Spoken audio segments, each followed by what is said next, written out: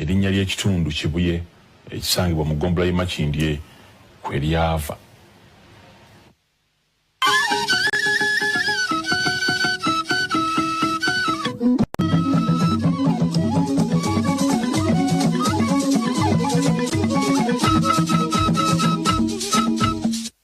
Ndida nenkulaba ngenva alidezaamu nnyo n'olwaleero nkubye enkyukira omusirisimbizaako mu lutabaalo ate twongereze ku lukulu n'olwekyo sijja kulwayo ng'omuweesi ayota omuliro oba ng'omuwulu ayota omwezi.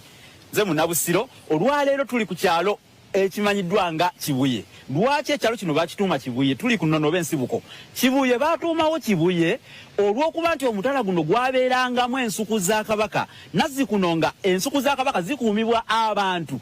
Abantu bano engeri gye baali nti babajjangamu ensigo babanga basajja naye nga babajjemu ensigo zaabwe ziyite entaligita ensigo ez'obutonde ng'ekigenderwa mu kyo baleme okwemooleranga ku bakembuga oba bakyala ba Kabaka. Abantu bano mu lulimi Oluganda olw'edda babayitanga ababuyabuya oba ekyasalibwangako nti ababuya. Kale n'ekitundu mwe babeeranga omwabanga ensuku za Beene kwe kukituuma erinnya mu Kibuya. Oli bwe yabanga agenda okuyitayo nga bamugamba nti ogenda eri mu Kibuya.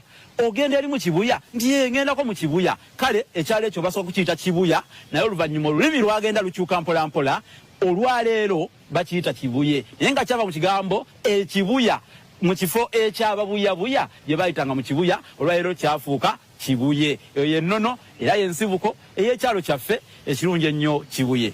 Mwebale nnyo mwebayiri ddala.